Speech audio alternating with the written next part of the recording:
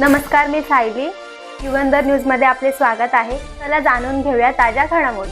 ताज्या घडामोडीसाठी युगंधर न्यूजला सबस्क्राईब करा आणि बेल आयकॉनवर क्लिक करा. धन्यवाद. जन आक्रोश मोर्चा. अंबरनाथ येथील अक्तानगर आणि प्रकाशनगरच्या रहिवाशांनी आपले हक्क आणि सन्मानाचे जीवन मिळवण्यासाठीच्या लढ्यात आपला बुलंद आवाज उठवला आहे. शिवमंदिर सुशोभीकरण प्रकल्पाचा भाग म्हणून ज्यांची घरे पाडण्यात आली होती, अशा सुमारे 32 कुटुंबांनी स्थानिक नागरिकांच्या साथीने अंबरनाथ नगर परिषदेविरोधात जन आक्रोश मोर्चा काढला. अक्तानगर कैलाश कॉलनी येथून नगर परिषदेच्या कार्यालयापर्यंत आयोजित करण्यात आलेल्या या मोर्चामध्ये प्रशासनाविरोधात आपला संताप व्यक्त करण्यासाठी मोठ्या संख्येने नागरिक सहभागी झाले होते. या प्रकल्पामुळे ज्या कुटुंबांची घरे पाडण्यात आली आहेत, त्यांना तात्काळ तात्पुरत्या निवाऱ्याची सोय उपलब्ध करून द्यावी, ही आंदोलकांची मुख्य मागणी होती. याव्यतिरिक्त आपल्याला अधिकृतपणे प्रकल्पग्रस्त म्हणून घोषित करण्यात येईल आणि शासकीय गृहनिर्माण योजनांचे लाभ दिले जातील, असे लेखी आश्वासन द्यावे, अशीही मागणी त्यांनी केली. तसेच रस्ते किंवा गटारांचे रुंदीकरण यांसारख्या भविष्यातील कोणत्याही विकासकामांसाठी बाधित कुटुंबांना योग्य पर्यायी निवारा किंवा पुरेसा मोबदला मिळेल याची खात्री करण्यासाठी आधीच नियोजन करण्यात यावे, अशीही जोरदार मागणी यावेळी करण्यात आली. मोर्चादरम्यान प्रशासकीय अधिकाऱ्यांनी आंदोलकांच्या गाऱ्हाण्यांचे गांभीर्याने श्रवण केले आणि त्यांना लेखी आश्वासन दिले. त्यानुसार आगामी सर्वसाधारण सभेत जी.बी. हा विषय प्राधान्याने मांडला जाईल आणि त्यावर योग्य तोडगा काढण्याचे प्रयत्न केले जातील, असे त्यांनी स्पष्ट केले. याप्रसंगी अब्दुलभाई साहेब यांनीही आंदोलकांना आश्वासन दिले की सर्वसाधारण सभेत या विषयाचा गांभीर्याने विचार केला जाईल आणि बाधित 32 कुटुंबांच्या समस्यांचे निराकरण केले जाईल. अशोक सिनिरप्पा, राकेश जाधव, शाहनवाज शेख, मिलिंद भोईर, प्रकाश नलावडे, राहुल बनसोडे आणि रमेश गवळी यांच्यासह अनेक स्थानिक रहिवाशांनी या आंदोलनात सक्रिय सहभाग घेतला.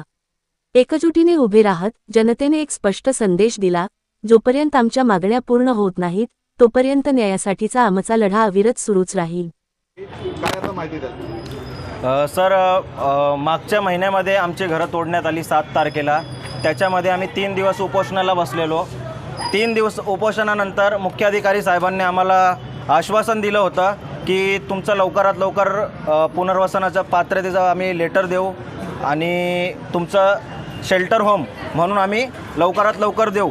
त्या गोष्टीला 1 महिना झाला तरी देखील आम्हाला काय पाठपुरावा झाला नाही. त्याच्यानंतर हा दुसरा मोर्चा काढण्याची आमची वेळ आली. या मोर्चामध्ये आमची उपमुख्याधिकारी साहेब त्यांच्याशी भेट झाली.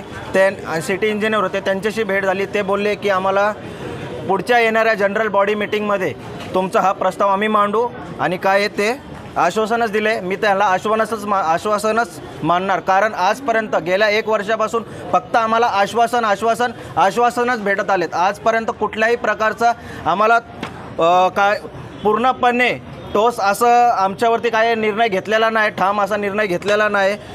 आजपर्यंत फक्त आम्हाला आश्वासनच भेटण्यात आलेले आहेत. त्याच्यानंतर एक माझी विनंती आहे खासदार साहेबांना की साहेब, तुमच्या लोकसभा क्षेत्रामध्ये ठाण्यापासून अंबरनाथपर्यंत जेवढे रेल्वेच्या प्रकल्पामध्ये जेवढे घरं बाधित झालेत, लगभग 2000पर्यंत घरं बाधित झाले असतील. तुम्ही त्यांना ते घरं तुटण्यापूर्वी, अजून पण घरं तुटलेली नाहीत, त्याच्यापूर्वी तुम्ही त्यांना घरं दिली. ह्या 31 घरांवरतीच अन्याय का? हे 31 घरंच का?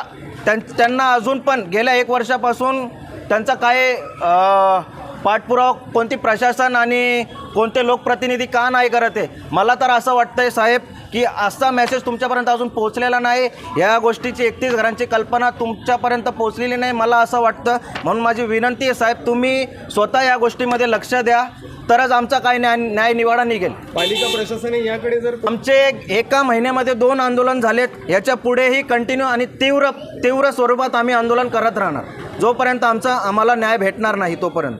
माझं नाव राकेश जगदीश जाधव. प्रजाला काय सांगाल? मोर्चा काढलेले काय मागणी आहे? साहेब, आज एकतानगर रहिवासी संघ यांच्यातर्फे हा मोर्चा होता आणि या मोर्चादरम्यान आम्ही प्रकाशनगरपासून, एकतानगरपासून ते नगरपालिकेपर्यंत आम्ही चालत आलेलो आहोत. आणि या मोर्चा संदर्भात आम्हाला जी काही बॉडी होती प्रशासनाची, त्यांनी आता इथे येऊन भेट दिली. त्याच्यानंतर आमची वरती मीटिंग झाली आणि त्या मीटिंगमध्ये आम्हाला त्यांनी पत्र दिलेलं आहे आणि हे पत्र मी तुम्हाला वाचून दाखवतो की याच्यामध्ये त्यांनी काय मेन्शन केलेलं आहे. विषय आहे शिवमंदिर सुशोभीकरण प्रकल्पग्रस्त एकता नगर येथील 31 झोपडपट्टी धारकांना अंबरनाथ नगर परिषदेतर्फे पुनर्वसनाचे पात्रतेचे पत्र देण्याबाबत उपरोक्त विषयांकित प्रकरणी आपणास या पत्राद्वारे कळविण्यात येते की अंबरनाथ नगर परिषदेमार्फत शिवमंदिर प्रकल्पग्रस्त एकता नगर येथील 31 झोपडपट्टी धारकांना अंबरनाथ नगर परिषदेतर्फे पुनर्वसनाचे पात्रतेचे पत्र देण्याकामी दिनांक 23/3/2024 रोजी संबंधित झोपडपट्टी धारकांचे रहिवासाबाबतचे कागदपत्रे नगर परिषदेस उपलब्ध करून देण्याबाबत चर्चा झाली होती। त्या अनुषंगाने आपल्यामार्फत दिनांक 25/3/2026 रोजी पत्रान्वये एकूण 23 झोपडपट्टी धारकांचे कागदपत्रे नगर परिषदेकडे सादर करण्यात आले असून 8 झोपडपट्टी धारकांचे कागदपत्रे अप्राप्त आहेत, म्हणजे ते मिळालेले नाही आहेत। सद्यस्थिती ह्या प्रकरणी कारवाई सुरू असून नगर परिषद एप्रिल महिन्यात होणाऱ्या सर्वसाधारण सभेत सदरचा विषय मंजुरीसाठी सादर करण्यात येणार आहे। तरी आपण अवलंबलेल्या मोर्चाचे मागे घेण्यात येऊन नगर परिषद सहकार्य करावे ही विनंती आहे। हे हां किती 31 घरं आणि 30 घरं आणि 1 दुकान हां एवढे तोडलेले आहेत आणि 23 जणांची त्यांना कागदपत्र दिलेली आहेत। 8 जणांची कागदपत्र आहेत ते आम्ही लवकर त्यांना सुपूर्द करणार आहोत। पालिकेतर्फे काय आश्वासन मिळालं? पालिकेने सांगितले की ह्या महिन्याच्या होणाऱ्या मीटिंगमध्ये एप्रिल महिन्याच्या होणाऱ्या मीटिंगमध्ये ते हा विषय बोर्डासमोर त्यांच्या पॅनलसमोर मांडणार आहेत जनरल बॉडीसमोर आणि त्याच्यानंतर त्या मीटिंगमध्ये आमच्या संबंधित असलेले आमची जी लोकं आहेत त्यातले 3 ते 4 प्रतिनिधी त्या मीटिंगमध्ये बसणार आहेत। पालूंवर तुम्ही समाधानी आहात? मी पालिकेच्या याच्यावरती खरंच आम्ही समाधानी नाही आहेत, पण पालिकेला वेटीस धरून कायम काय मिळणार नाही आहे। आमचा संघर्ष हा कायम राहणार आहे। जोपर्यंत आमच्या घराचे पत्रे चढत नाहीत तोपर्यंत आमचा संघर्ष चालूच राहील। आज आम्ही वेळ घेतोय, त्यांना आम्ही वेळ देतोय, त्यांनी आम्हाला आश्वासन दिलं आहे आणि आम्ही त्याच्यावर विश्वास ठेवतोय काही काळासाठी। नगरपालिकेच्या मीटिंगमध्ये जर का हा विषय झाला तर आम्ही त्यांना स्वतःहून आमच्या सत्यनारायणाच्या पूजेला बोलवू आणि जर का विषय नाही झाला तर आम्ही सत्यनारायणाची पूजा इथंच मांडू।